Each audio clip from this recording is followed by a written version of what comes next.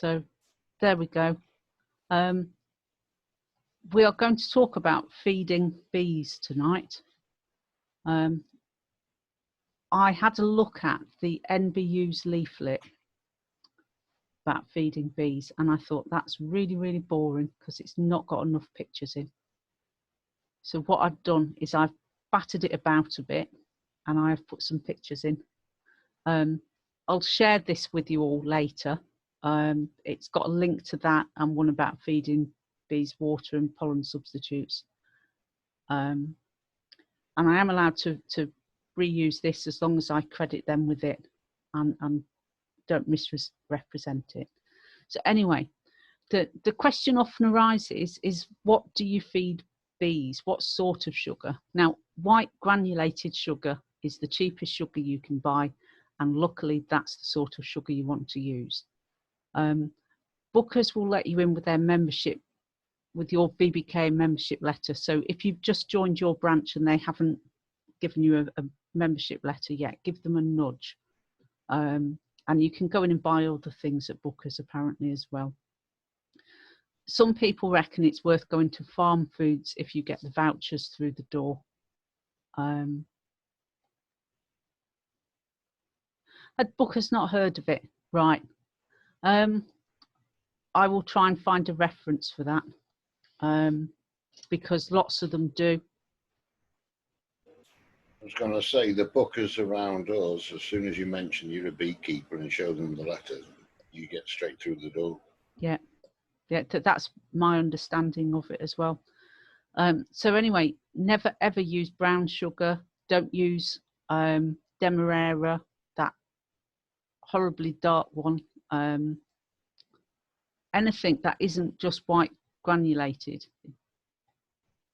And it doesn't matter whether it's beet or sugarcane, it really doesn't matter. If you're going to make a lot of sugar mix up, you might actually want to buy it in bulk. Maybe not that much bulk, but you can buy it in smaller containers, and some bee associations actually buy a big bulk container like this one, and then they'll dispense it to you and you pay for what you get. Other clubs aren't quite so organised,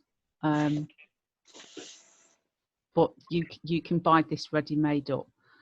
And what Ambrosia says, it is a liquid prepared food which comes very close to natural bee nutrition.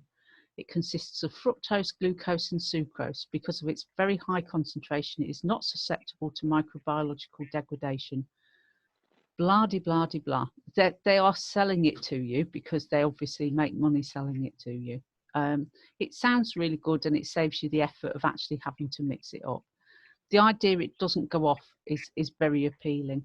There is something you can do to stop sugar solution going off, and you make up a mixture with thymol crystals in. But the other way to stop it going off is not make up gallons and gallons and just feed your bees what they actually need. So never feed them honey. Other honeys may be available, but never feed them any honey. You can feed them their honey, but if you've took their honey off, you've been a bit giddy putting it back on, because you can eat honey, you can't eat liquid sugar. If you wanted to leave them honey, don't take as much off. Don't feed it back to them. That's just sounds a bit mean. And if you mix up different hives, then you might be feeding them honey that they haven't actually made. If you extract from several hives, you could check on it daily, the amount in the feeders. But you'll probably, depending on the volume you're putting on, you'll know you can probably leave them for a couple of days if it's a big colony and you've put a really big feeder on. If you use the small round rapid feeders like I do, they can guzzle that down in a day and a half. But you have to think about how much you're feeding them and why you're feeding them. So we'll come on to that a bit more in a bit. So you need to use the right method of feeding. And you need to feed at the right time, and that's the time of day and when they need it as well.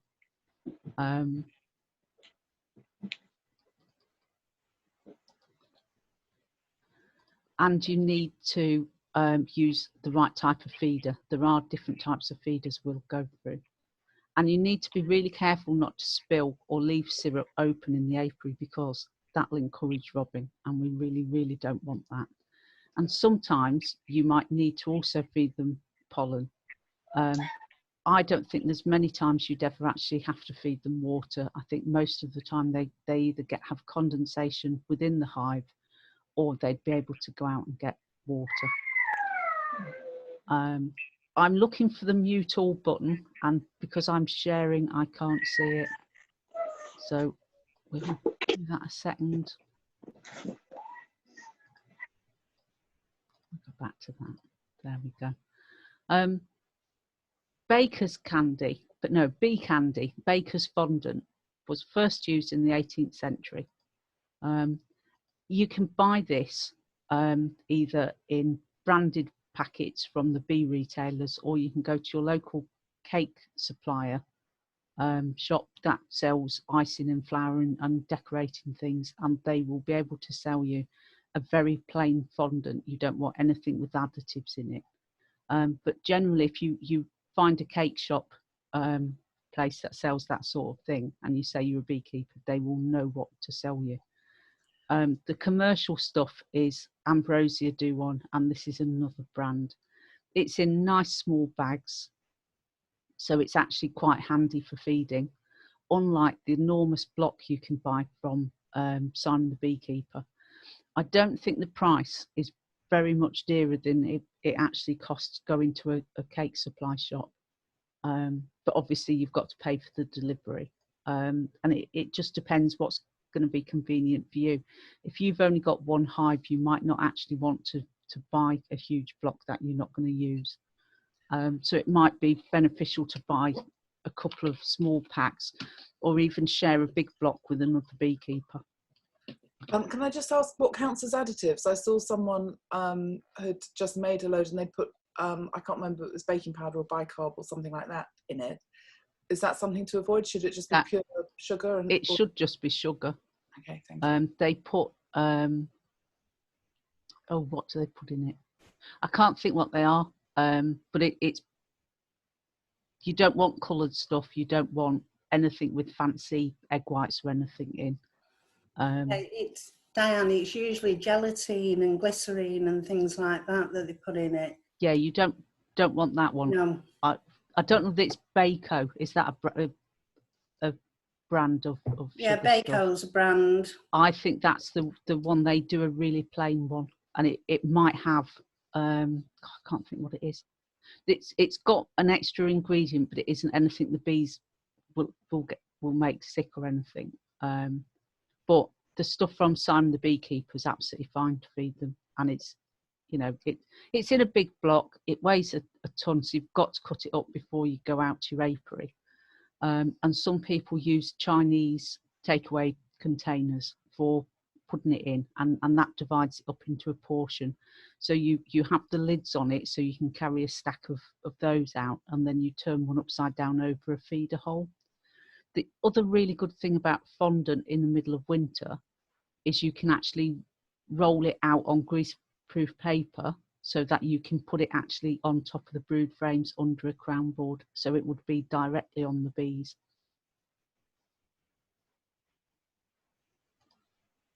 So making sugar syrup, we're going to remind you here, use white sugar only.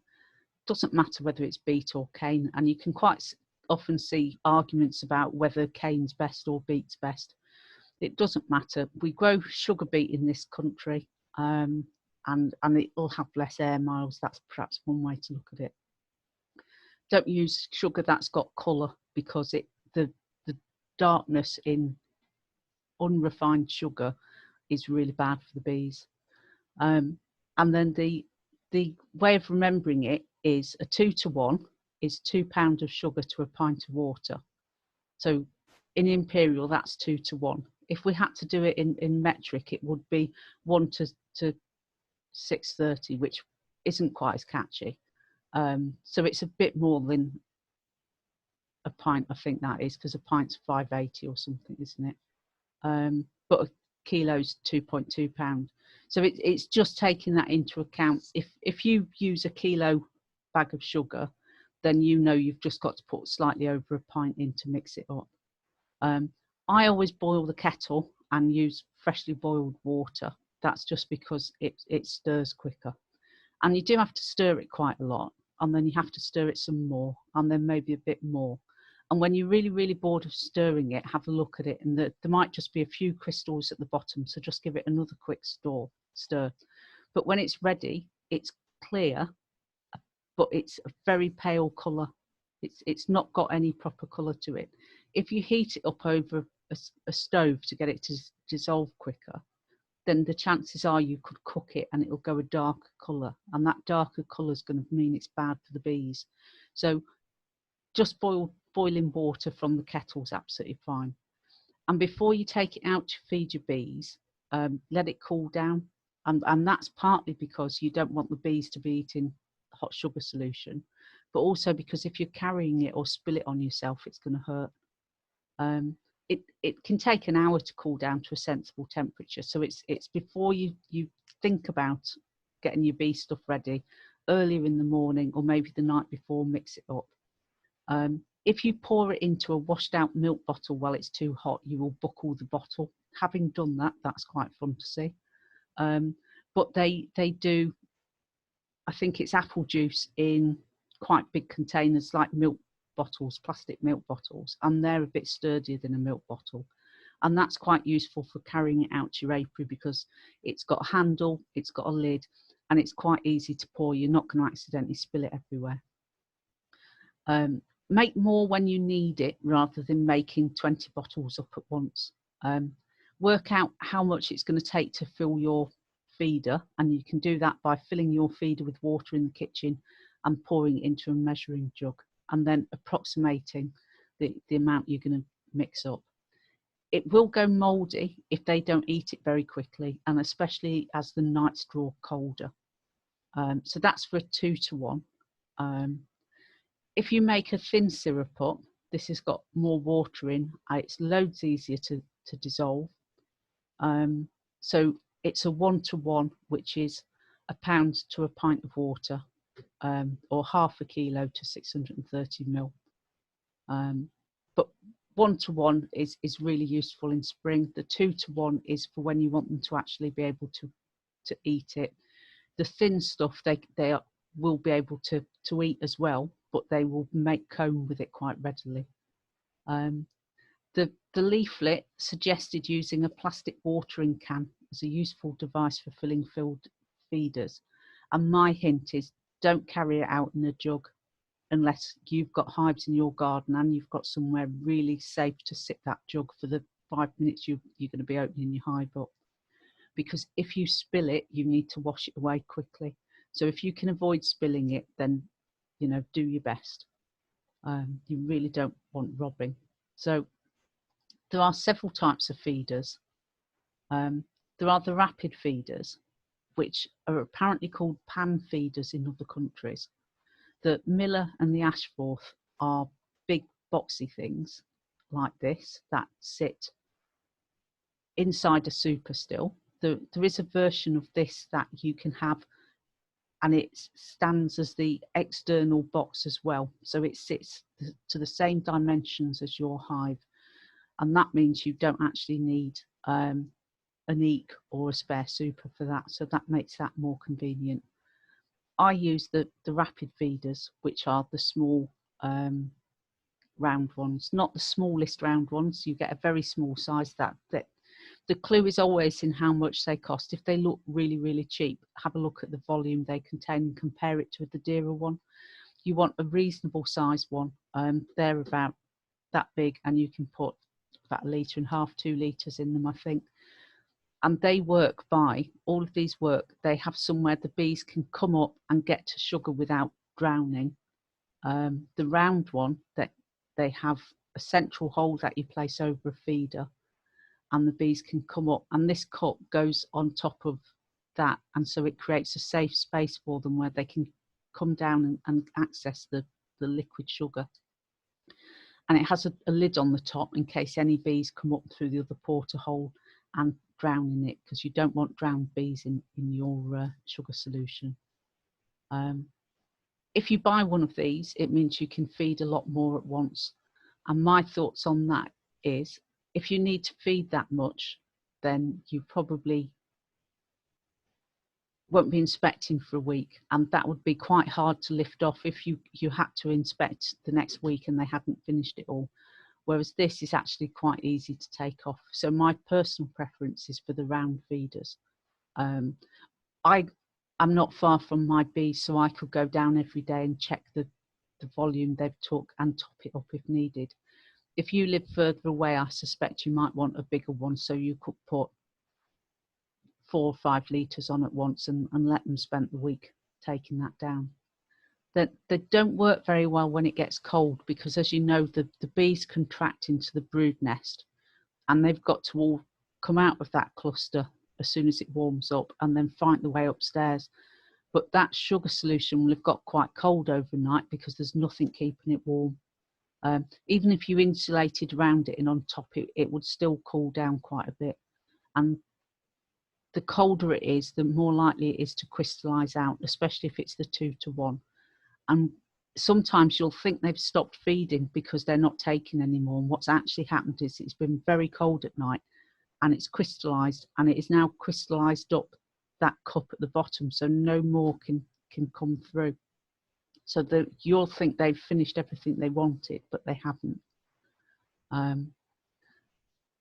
That's a smaller version of it, and that's for a nuke, I think, that, because it's not a big square one.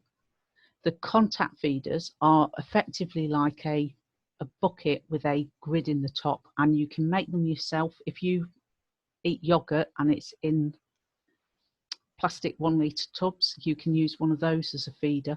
You put lots of pinholes in the top, and then when it's full of sugar solution, you can turn it over.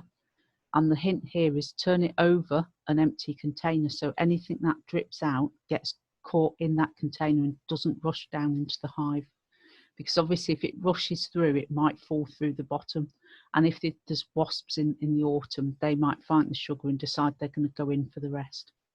They're quite cheap. They come in a range of sizes, 1 litre, 2 litre and 4.5 litre, and they all fit inside a super.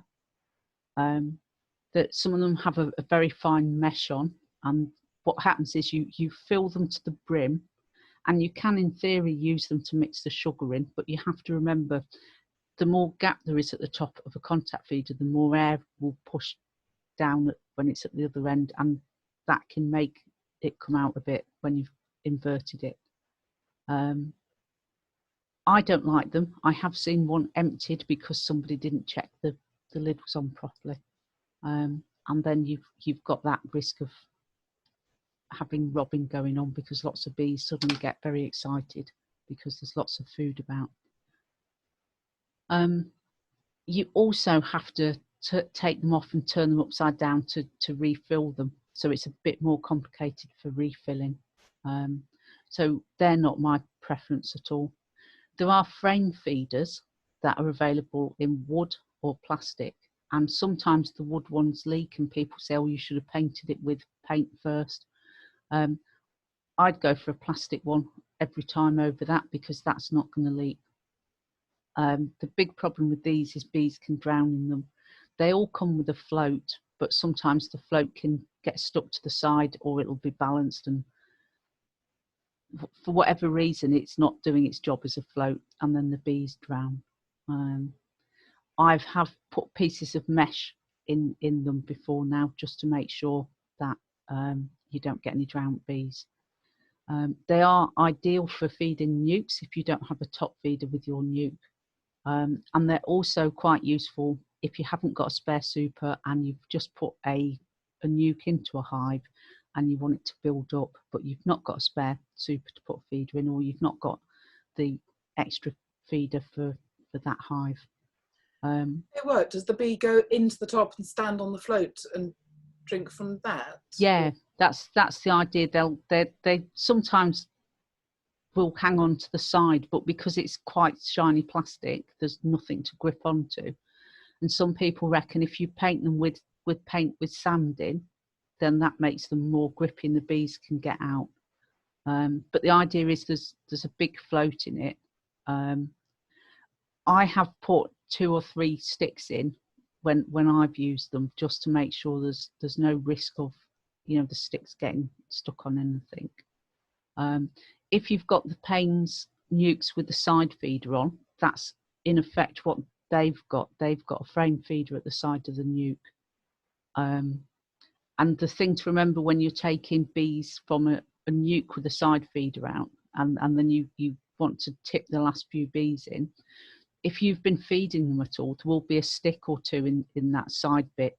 And if you tip it up over the hive and bang it, those sticks are going to fall out into the hive, and then you're going to have to fish them out. But they are quite hard to get out before you turn the hive over. If you've ever seen a stick afloat get stuck, you'll see just how easy it is. And it's just one of those things. It's really depressing to see dead bees. So I'd always put 2 in, just to give them a bit more of a chance. I saw quite a nice idea in the in the top feeders, where you cut the top off a sock and you put it over the top, so they've got something better to climb on rather than get drowned. Yeah, I mean, I'm improvised a feeder one year. In fact, I improvised a couple. We had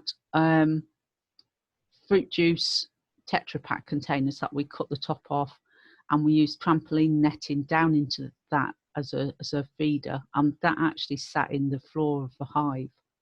And I had 2 of them in there just to get some food into a colony that needed to expand. And I also made an improvised frame feeder with a Ziploc bag, a top bar from a frame, and lots of duct tape.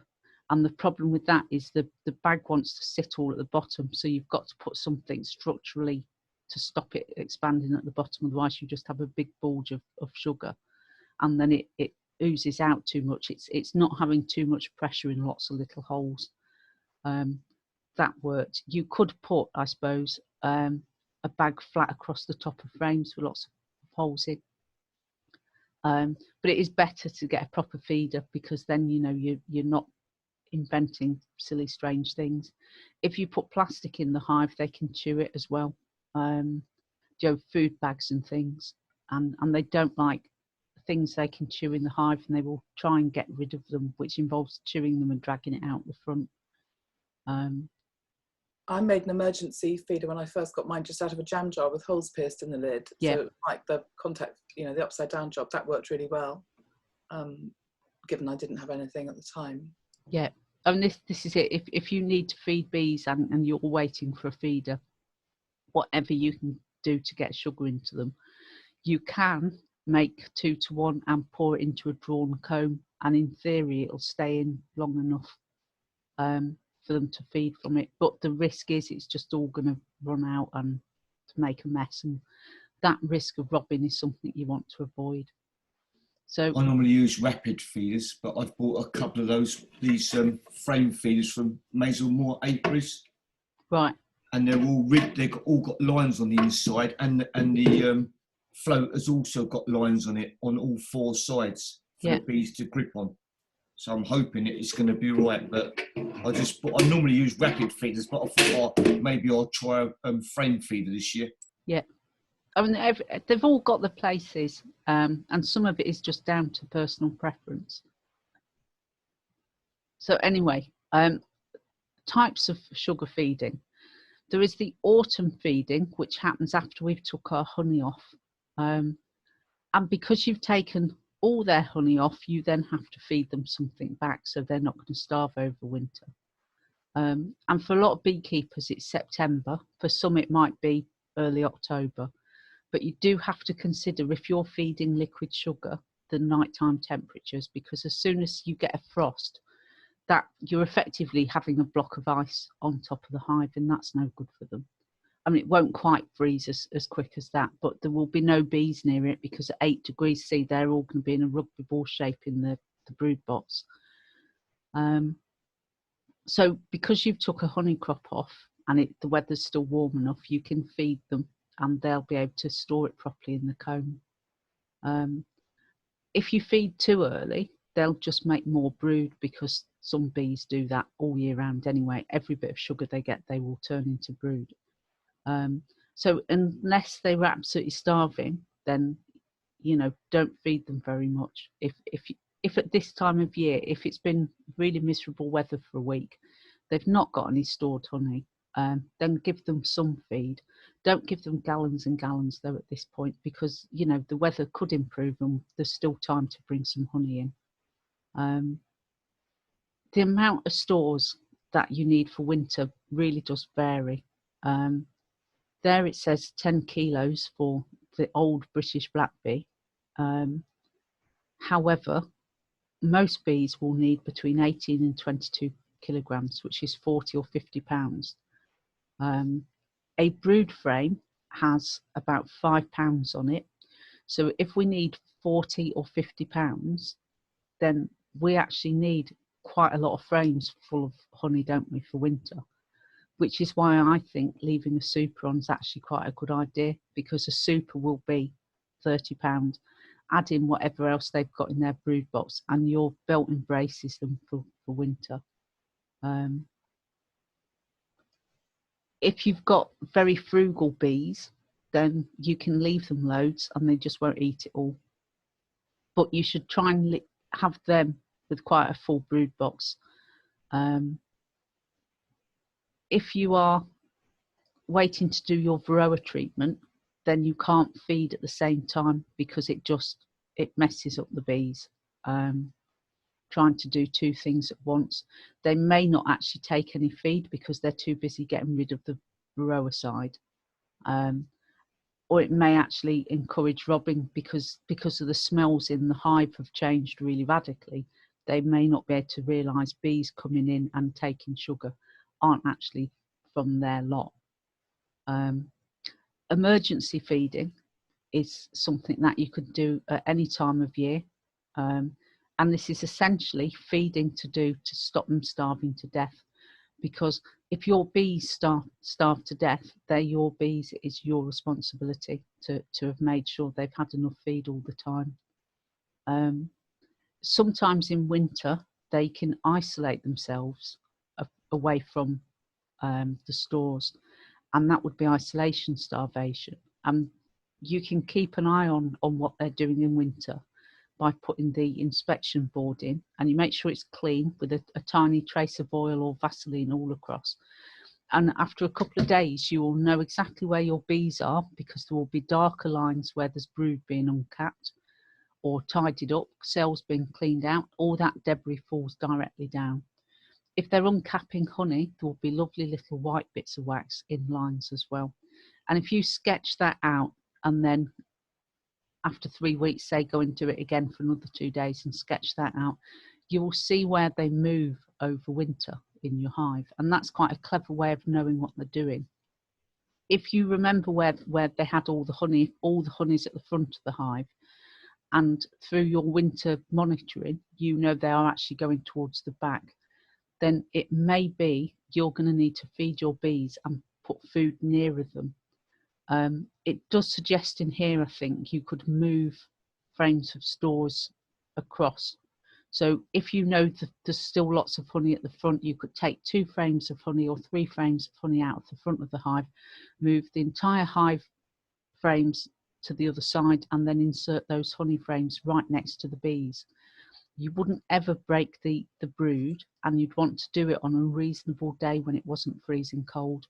But faced with going into your bees while it's really, really cold, or them starving to death because you were too frightened of moving it because the weather was rubbish, what would you rather have? Would you rather risk your bees getting cold, knowing that they'll warm up when they can eat some honey, or have them starve? It's certainly something to think about over winter, is if you need to emergency feed them, because you've realised they have actually eaten everything in the brood box, you're going to need to put some food on them. And if they're near one of your feeder holes, then that makes it really easy. But if they're not, if they are tucked into a corner, this is when you're going to have to roll some fondant out, lift the crown board and put it on, and get that crown board over that. And that's why it's quite useful to have a crown board with a deep side on it. I've got some that Nick's made that have a nearer 10mm gap on, which is, it's about twice what it should be, nearly. But it means you could put some fondant under that. You'd roll it out between greaseproof paper, get it really thin, and just really carefully lay it on the bees. So you're not slapping it down really roughly, but you're going to gently put it on top, and then they're going to be able to access that fondant really easily. If they're near a cluster hole, though, you can just put a block of it on top.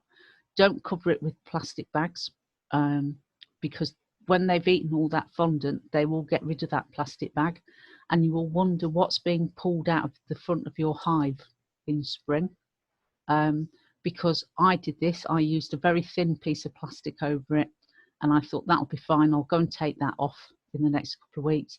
And the buggers had dragged it down through the hive frames. They had chewed it to bits, and it was quite yellow because they'd been bringing in lots of pollen. But they threw it out of the front, and it's like, well, I won't be doing that again. Greaseproof paper's absolutely fine to use over there. They can chew that up if they want. It's not so bad for the environment either. But that having the knowledge about when you're going to need to feed your bees, if you fed them really well in autumn, they should be fine, but that doesn't mean you can't keep an eye on them. And it'll give you something to do over winter, is to enjoy having a little peep at your bees, to make sure. Someone's asked the question, how do you know when they're starving? Well, when they are not near food, when they have no food in your brood box. Your Ted Hooper 5 questions is, do they have enough food to last until your next inspection? Which means on your last inspection of the year, have they got 40 pounds of food in there to last until spring? If they haven't, you're going to need to feed them up. And it's better to feed them in autumn while it's warm enough to give them sugar than to spend more money buying fondant, which is also harder for them to eat, because they have to get water to dissolve it. And inside the hive, there'll be some condensation, but to eat honey as well, they need water. So on a nice winter's day, you will see them coming to collect water from somewhere. So especially important in winter is to have a nice water supply that is in the sun, so it warms up really quickly. Previously, you've said that they're a bit blind and stupid, very close to the hive. Is that the same in the winter? Would you, if you were going to put a water source down for them? Yeah, I'd put a drop of lemongrass in with the water, and that generally gets them there. But you ideally want a black bottom container with plenty of material in it so they won't drown. There's a little video I did of bees going on wet bark, and because the bark's quite dark, it absorbs the heat really quickly, and it's warm, and the bees really like that as a source. So that's something I might consider for winter, just having a bucket of bark somewhere where the sun's going to get it quite early on, and then it'll be warm. I wouldn't ever put water on a feeder for them. There would be nothing to stop you trying it, but there's quite often enough condensation in the hive, or they because they like to go out for a poo as well, they're going to take every opportunity. As soon as it's warm enough to go out in the sunshine in winter, they will go out, and they will set up a water carrying system. The other thing is, if you leave sugar exposed, a block of fondant exposed in the air, it will absorb water. It just does it quite slowly, but they'd be able to eat it. You can buy little tiny, they're for putting a bottle on, and they always remind me of sort of budgie feeder things that you could put through the entrance, and that provides water for bees. I wouldn't ever suggest using one of those, because I think if as it be winter when you'd want to be doing it, if it gets really cold, that water's going to get really cold and freeze, especially if the bulk of the water's outside the hive. There is condensation in the hive, and they will like to go out, so I wouldn't worry about the water too much. Bees can be quite grumpy when they're starving, but as it's winter, you might not know they were grumpy. They could be grumpy this time of year because there's no food and there's quite a lot of them. And if the weather's rubbish, they're not going to go out. So it's about when you do your inspections through the season. We've often talked in the UK about having a June gap. I think we've got an August gap this year. If you've not got balsam, I think there's lots of flowers that would have been out or finished already. I keep getting told it's absolutely baking hot in the southeast as well. So there we go. If you put sugar syrup in a contact feeder, the temperature can make it contract, and it'll then push sugar through, and we don't want excess sugar dripping through because it will drip down the frames and drip out the bottom. And that's not a reason to put a solid floor on either, because it'll drip through that eventually as well. But it is all about feeding the bees in autumn, because it's easier to feed them in autumn than it is in the middle of winter.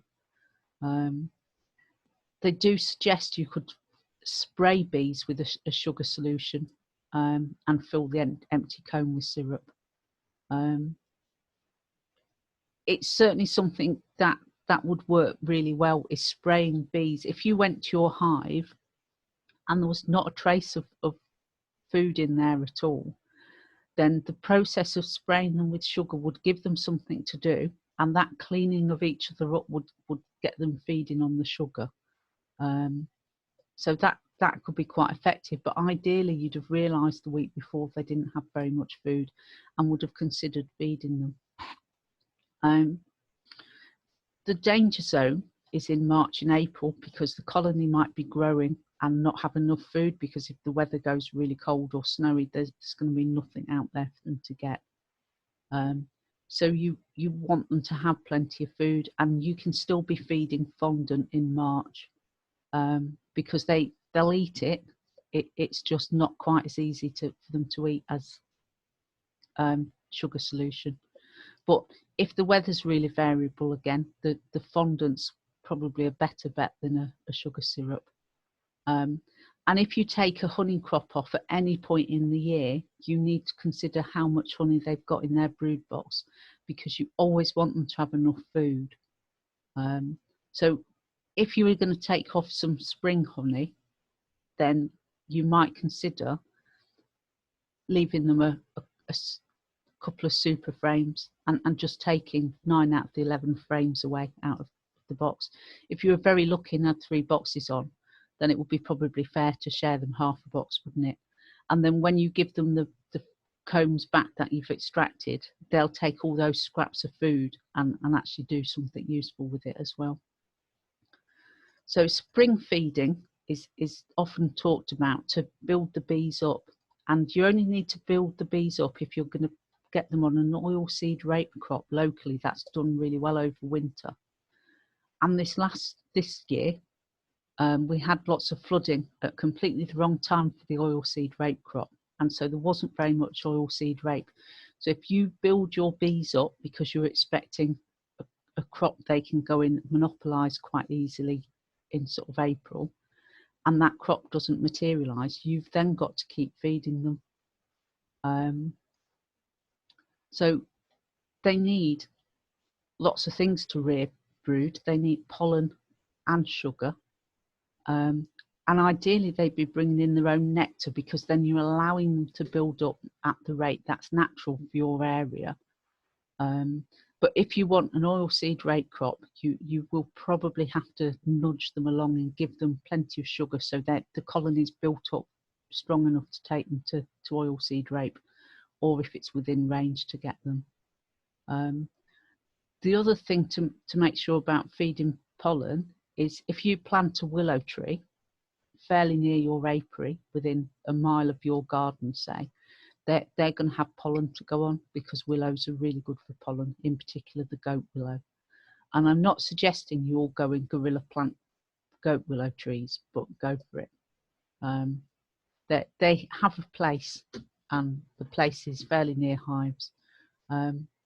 So that's the spring feeding. And there are lots of people who would argue that you shouldn't feed your bees up if they have no reason in April to have a really big colony. Because if the weather goes rubbish in April, they're not going to bring anything in. You'll have to feed them till the weather improves. And then finally, about robbing, it's very easy to have robbing happen when there's no nectar flow. So if your nectar flow's finished, then that's when you have to take extra care of when you're feeding. And when you go to feed your bees, take a spare bucket of water, and if you spill any, give it a swill down. If you feed in the evening, then that's better. And you are supposed to feed all your colonies, because if you only feed one, then that one might be a target for bees going and discovering it's got something nice to eat. That's especially in autumn. And watch out for signs of robbing. I probably don't need to suggest you all spend 20 minutes a day looking at your hives. Seeing what's going on at the entrance will tell you quite a lot about what's going on inside. If there's lots of rapid flights coming in directly, then that's your bees. If there's bees that land and then try and shuffle past the guards, and the guards get all antsy, and they get really defensive, they put the front legs up, they can stand back a bit, and they can start biting and fighting other bees, then that's the start of robbing. And a strong colony could quite easily rob out completely a weak one. So you don't want it to start. This suggests the best cure is to move the colony under siege elsewhere. I have read differently that you take the robber colony away, but you have to work out which one the robber one is, and that might not be so easy. You can put a different sort of cover across the front. I have read about putting a damp sheet over your hive, and leave a small entrance for your bees to work out where they live, but it'll put off the robber bees. And if you notice robbing starting while you're doing inspections, if you have lots of wasps come and get in your supers while you're taking a hive apart, put the lid back on, put the crown boards on, strap it all up, and stop and have a look where the wasps are coming from. Have you actually got a wasp nest in your apiary that you could do with dealing with? And a bee suit is fairly useful when you're dealing with a wasp nest. I wouldn't go playing with wasp killer though, because they're flying insects just like bees, and we don't want to be accidentally spilling wasp powder anywhere. But wasps are a real problem in the autumn, because, as I've said before, they get their sustenance from feeding the baby wasp larvae insects, and these baby wasps then exude sweetness which the adults lick up. When their nest diminishes, they're not getting any sweet stuff, and so they come looking for it. But bees can be right buggers robbing hives as well, especially if you have actually spilt syrup, or you've maybe dropped a frame on your hive, or when you've had your frame hanger, you've actually squashed a frame against, and there's loads of honey dripping down the back of your hive. If you've done something like that, you need to wash the honey away, just to stop that robbing encouragement. So down here in the south, the wasps are already out in force, so you have to be very careful. Yeah, I mean, reducing the entrance, blocking it up for the day, the wet sheet, a sheet of glass across the front is supposed to be quite good. It's just better to avoid it starting, I think. So anyway, that's all about feeding. I think the wasps go for fruit over honey every time, because the fruit rotting lay on the floor is a really, really easy target for wasps, and they don't get any bother off of the wasps when they go and eat it. I've got some photos of wasps last year in our apiary, and there must have been 20 wasps in this half apple, and they're just all happy stuffing the faces on that, and they didn't bother the hives at all. So are there any questions about feeding?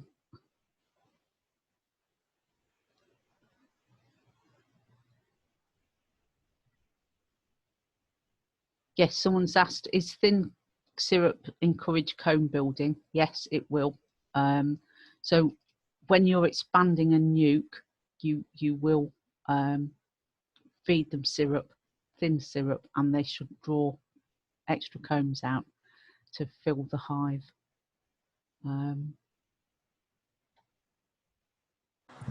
I think I might have overfed mine since they've come in, because I fed them a big 5-litre tub. I can't remember what it's called now. The pre-made up stuff, and then I ran out of that when I was baling, so I just made some 1-to-1 up and put that in. But I might stop doing that because obviously you saw how many stores I had. I think I probably will stop now. Do you think that'll be the... Yeah, and this is it. When you are feeding, you're replacing stores until your next inspection. So if they have no stores and it's this time of year, you probably quite happily give them 5 litres. But if they've got half a box of food in the brood box already and you were feeding them, they'd start to be filling the brood box up where you want them to be laying. And it's quite good to get them drawing comb.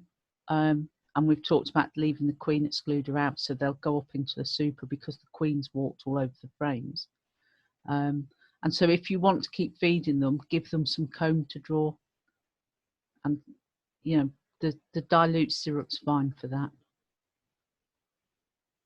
So there is actually in August's magazine an article about feeding bees, which I assume goes very much through the same stuff as in the government leaflet.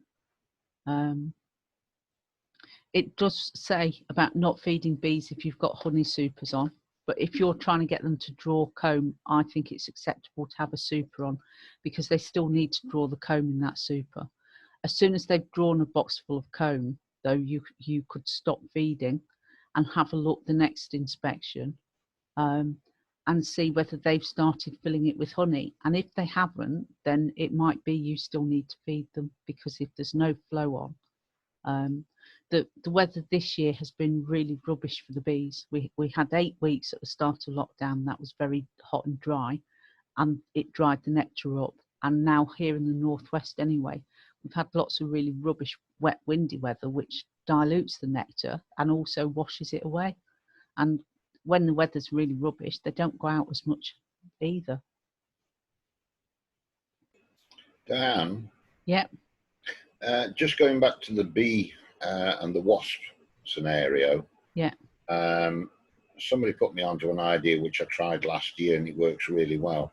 If you've actually got a laminator, yeah, and you laminate some sheets up without the paper so it's clear, yeah, then cut them into a thin strip and put them across the entrance so that they're at a slight angle so that your bees can go out sideways.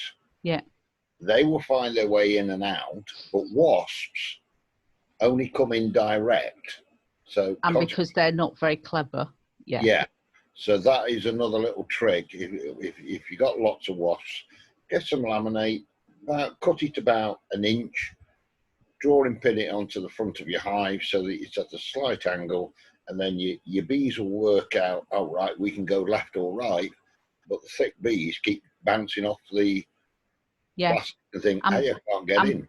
Bees that don't live there wouldn't work it out either, especially if you put it on late in the evening, so that in the morning when all the bees come out, they'd realise straight away something had changed, and so they'd orientate to these new side entrances you'd have in effect made.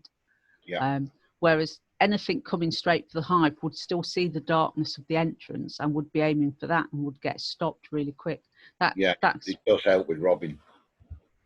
Diane, I do that cutting into like a fruit punnet or something like that, so that essentially, or a margarine tub, so you do something similar, so they can't fly straight in. Yeah. But your own bees, within half an hour, work out how to come in and out. Yeah. Yes, I shall be giving that a go, just so I can take some photos. I can send you some pictures of my little patent thing I use. Oh, that would be lovely, thank you. Someone's asked, do you heft your hive? I do, and I'm not very good at it because I've got really heavy hive stands, and when my hive's all strapped up, if you don't unstrap it and you only heft the hive, then you get a real sense of it. But if you're stupid and heft the whole thing, you think, oh yeah, it's got loads in. But what you've actually got is a 30-pound hive stand strapped to it. So you do have to think about, if you want to heft your hives, know what your hive feels like when it's actually got the right amount of food in, and work out where you're going to hold it to lift it up. And you're not trying to lift it up in the air, you're just trying to gauge a sense of, can you actually lift it off your hive stand? And the idea should be, it should feel like it's bolted down. But obviously, if you've left your hive strap on, it is going to feel like it's bolted down. So that's something to think about. I do like putting the inspection board under for a couple of days, and do that every 3 weeks, and just you know where the bees are in the box then. And if they end up in a corner, you know you can do something about that food wise. And it also gives you an idea of how much the colony has shrunk. And sometimes you'll get to sort of January and there'll be a very small number of bees there, and you know that colony is probably not going to make it. And if you really wanted to do something, you could move a very small colony into a nuke box and feed them up, and that would get them through.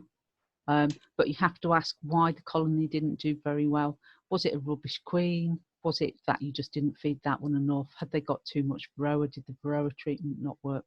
There's lots of reasons for not having a strong colony in January. And it's not just about whether they've eaten all the food. So on 14 by 12 frames, they will have, I think that's about 7 or 8 pounds per deep frame. So you would only need 5 or 6 frames of honey in that, which is an advantage of the deeper boxes. I would keep drawing until they have drawn keep feeding until they've drawn all the comb, because it is only really the start of August, and in theory there's at least a month before the end of the season. I'm very doubtful about the weather because I'm a bit of a pessimist this year. But if the weather doesn't pick up, mine are not going to bring very much in. So if you have no supers at the moment because you've not had your hive very long, you should probably get a super on them and feed them to help them draw it. If they haven't drawn all your brood box though, don't put your super on yet. They need to have virtually finished drawing that before you distract them, because bees like going up and not across. So if you put your super on before that brood box is finished, if you've got 2 completely undrawn combs, don't put your super on. Jiggle those frames so they're not at the outside edges anymore, but don't break the brood nest if the weather's rubbish. But they need to draw the brood box because that's what they're going to live in over winter. Yes, you leave your crown board on the top of your super. Some people have one of those, what do they call it? A perspex crown board. So you can take the lid off and have a look through and see where they are. And that's probably quite useful and easier than putting an inspection board in. But if you're going to take that roof off, then any heat that comes off the hive, then they're going to have to rebuild. So I wouldn't be doing that too often. And if you think how unintrusive it is sliding that inspection board in for 2 days, and it also gives you the reason to go and see your bees, and you can put it in and you can sit there for 10 minutes looking at them thinking, oh, they're bringing that yellow pollen in, go and look that up on the chart. And then the next day when you come back to take it off, or the day after, you can spend another 10 minutes looking at your bees. And I don't think many of us need an excuse to be looking at bees, do we? You leave the queen excluder on as well? Always take the queen excluder off for winter. Right, okay. If you leave the queen excluder on and you've left a super above the queen excluder, then the bees will decide they want some more food, so they will move up. The queen could quite easily get stuck under the queen excluder because she can't fit through, and the bees are then faced with starving to death with the queen or going and getting some food.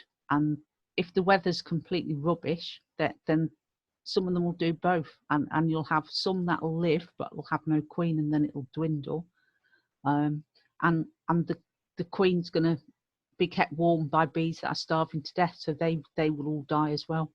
And so if you leave your queen excluder on and you realise in November you've left it on, then go and take it off, because it's better to disturb them briefly once and give them the opportunity to get to the goodies you've left on for them. And do you recommend leaving the super on top of the brood box or underneath the brood box? I leave it on top because that's where the bees store it. And what they will do over winter is they will come up into that, and they will probably lay brood in that. And then they'll be there in spring when you go in. If you really don't want that, then I'd put it underneath.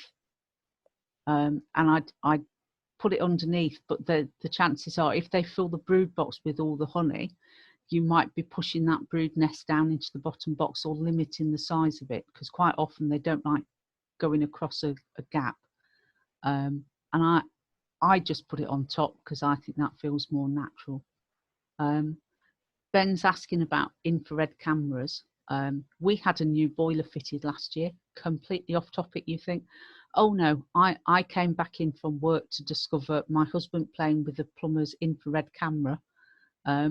And it's like, oh, well, I want to look at my hives with that. So I went off and took photos with my hive. And that was very exciting. And not very long after, the one my husband had ordered while I was out had arrived. So he's got an attachment that goes on his camera, and we can go and take pictures of hives and things. And it's just quite fun. You can see where the bees are. You can see, there's definitely a big block of bees there. It's fun. They're not very cheap. So if you like gadgets, get one. And if you do anything like plumbing or soldering, electronic sort of stuff, it is really useful. Apparently, if something blows up and you want to look at if it's just blown up, which is the hot bit, they're really good for that, apparently. My husband does lots of electronics as well as all his woodwork stuff, so he likes gadgets like that. But yeah, that's quite fun. The plumber had this standalone thing, which they're only a couple of £100. If you have another reason for buying one, then whose arm are you twisting? You're not twisting my arm because it was already twisted. But it's also £200 is more than a hive. So it's, what do you want? Do you want an infrared camera or do you want a hive? It's this dilemma, isn't it? Do you want to buy lots of bee stuff or a fancy gadget? If you've got bags of money, buy both. But there you go. Any more questions? I think I've answered all of them that have been on the side. No? Everyone's been very quiet. I could stop recording if you all want to ask questions but not be on camera. Someone asked about pollen, feeding pollen.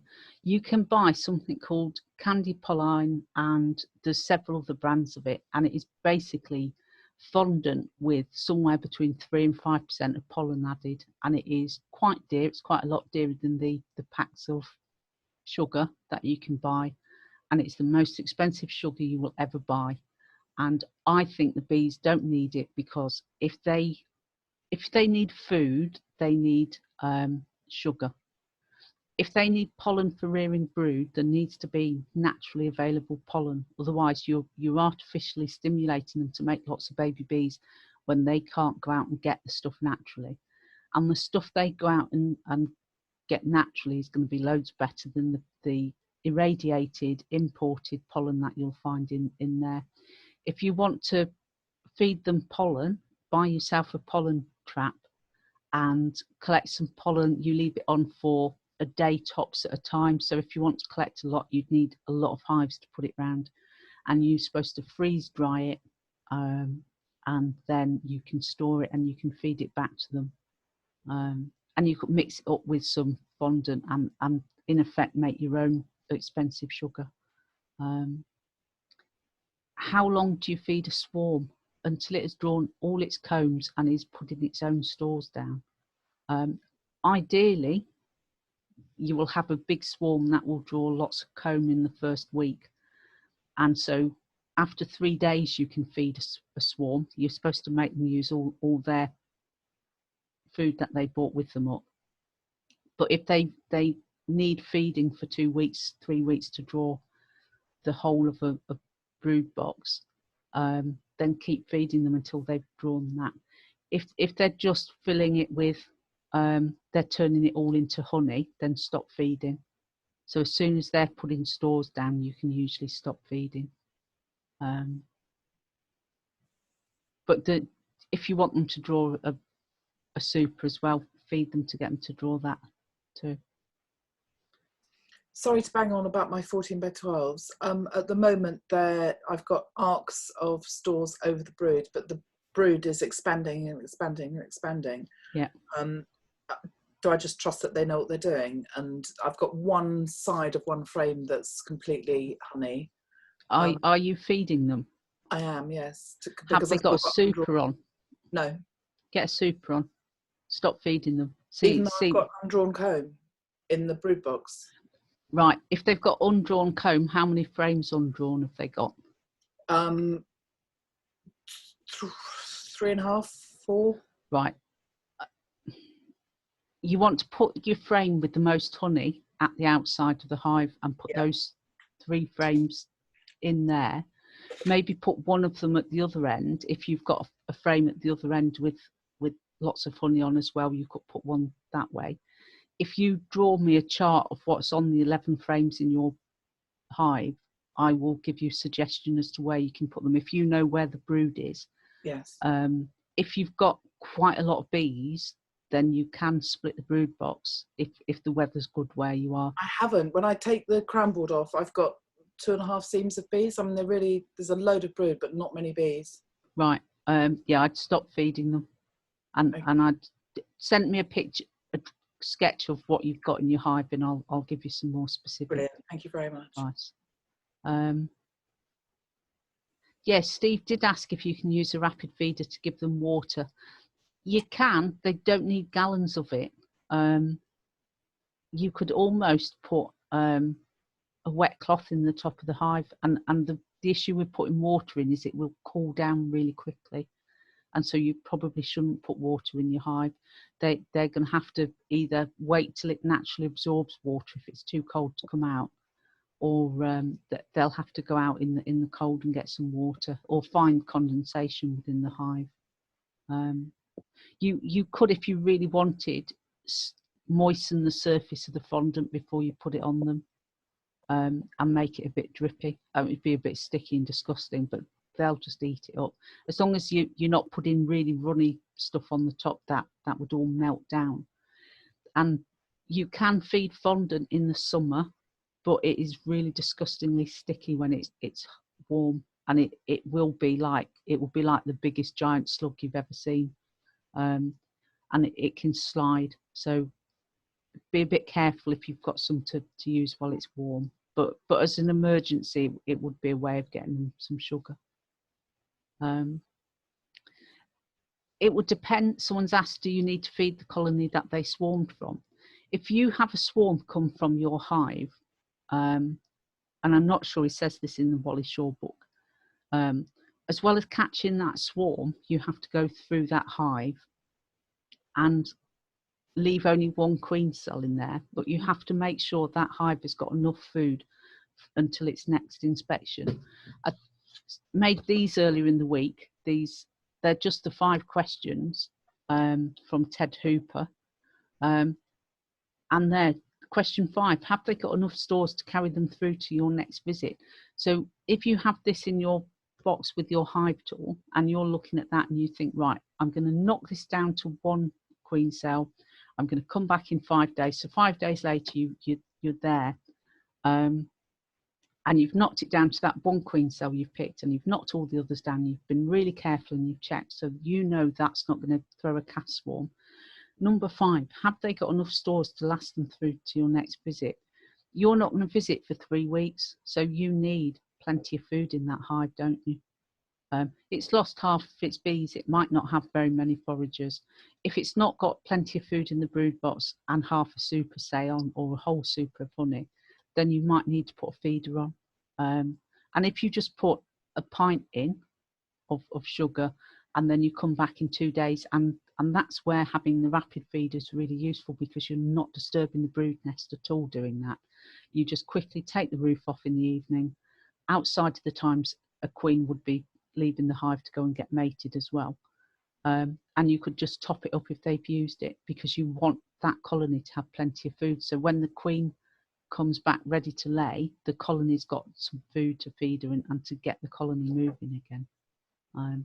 But if you've got a shocking memory, these are, you know, little lifesavers. Put one in your toolbox when you go out to your hive, or if you've only got one hive, put it under the roof, so each time you go you are reminded the questions you need to look for. But someone's saying about letting the grass and plants grow taller in front of your hives to stop the wasps robbing.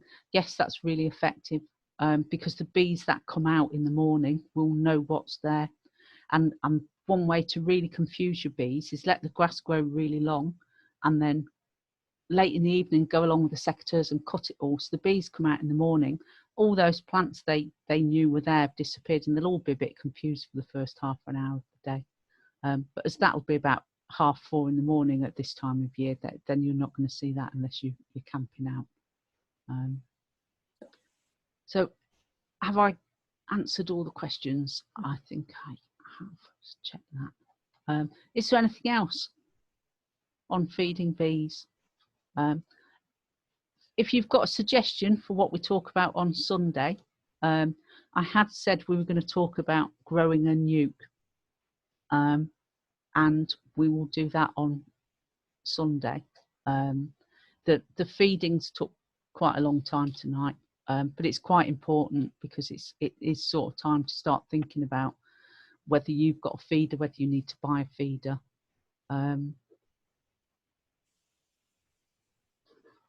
So I will find some information about bookers for Bev to take to her local bookers and say everyone else does it at bookers. And Heather, if you sent me a photo of your entrance cover, then I'll share that on my page. So if there is nothing else, I will say, as usual, thank you all very much for being here. If you'd like to buy me a coffee, then please do. The link's on my Facebook page and my website. If you need any help during the week, give me a shout. I'm always happy to answer questions, or at least try to. And I will see, hopefully, everyone on Sunday night, when we will talk about building nukes up. Again, oh, go on. Who was speaking then? I helped my club with the extraction Thursday. Yeah. And I came home with a load of cappings that nobody wanted. So I drained all the honey out of, so I got about 11 jars of honey. I then put all the cappings in a saucepan of water, a big jam saucepan. Yeah. And brought it to the boil, scraped off all the honey or the cappings that was left, all the wax. I ended up with 15 litres of honey water. Wasn't sure whether to feed it to the bees or not, but I ended up putting it in a fermenting bin to ferment. Would it be better to make mead out of that? Or would I'd make mead out of it, or honey beer. Okay. There's some nice honey beer recipes out there, some stouty ones. Well, on Google or somewhere like that? I imagine so, yeah. It's bubbling away like mad, absolutely mad. So obviously it's got quite a lot of sugar in it. Yeah, you could make a gallon of mead and make the rest into beer. I suppose it depends what you like drinking, doesn't it? Or put it in a still, maybe make a honey brandy or something like that. Yeah, you could do. Okay, all right. Yeah. Thanks. I'm up for that one. So how much wax did you get Did you get a nice lot of wax? And is it really beautiful, clean wax as well? It wasn't, but I've got a jam saucepan about 2 foot diameter. Yeah. So I chucked it in there and I ended up with probably about 1.5 inches thick by about 2 foot diameter. And I scraped all the brown stuff off the bottom of it. Yeah. Put it in my double boiler and kept filtering it through J cloths. I ended up with 1.5 kilos of absolutely golden, beautiful yellow wax. Oh, lovely. So I've made some owl candles and some little teddy bear candles and loads of different things like that. I've made some hand cream and some lip balm and God knows what else. So I've been pretty busy, really, but it was okay as a freebie, you know? Oh, absolutely, yeah. I think the way it's going, we're going to have to hire a bus and head down there because come Christmas, he's going to have that much drink going. Well, there is that, yes. It would Perhaps be wrong when this coronavirus is all finished, perhaps you could meet a central position and we'll all meet up together and have a big night out or something. Yeah. Everybody bring all their wares. I tell you what, the next spring convention there is in real life, which may be not next year because of Corona, then I think we should all arrange a meeting place and a time, and we will all meet up and we will all, they have formal dinners, and we could all ask to be at the same table, so we could all have dinner together. And then we could all get very, very drunk and tell shocking beekeeping tales of when we spilt a load of sugar over our bees and all the terrible things. I'll bring the toffee vodka. Yes, that sounds like a plan. I'm up for a party anytime. I'm up for that, definitely. We're up for it. Excellent. So, oh yes, the bit about the still is illegal without a license. Yeah, should have not published this bit. I'm going to have to work out how to edit the end of the video. Sorry, I didn't think you were still recording. Sorry. Yeah, sorry. It's even illegal to make it for your own use. So if you can cut that bit out, I'd appreciate that. I will write a note. Do not publish video. Thanks. I have got some video editing software, but I'm not very familiar with it, so I will have a look. I know someone in Oldham who's got a still, and he makes all sorts of things as well. There is something called an air still that you can use for lavender oils and so on, and it can also be used legally to create a sugar wash and produce a vodka base, which you can actually then buy the additives at your local homebrew shop and thus create all sorts of flavors. So what's that called, Paul? It's called an air still. An air still. It's probably about this. It looks like a very large flask. It's about so big. Yeah. And you make up a sugar and water solution. So is it? You put turbo yeast in it. Right. That ferments for a week, and then you pour that into the turbo still. You put about 3 litres in, and you'll get 740 millilitres of 60% proof vodka. This is getting very accurate there, Paul. Like you have a great deal of experience in this. I've been doing it for 3 years. I see. Yes. I used to run an air still, but now I've moved on to the T500. Yeah, I really should. I'm going to press stop recording.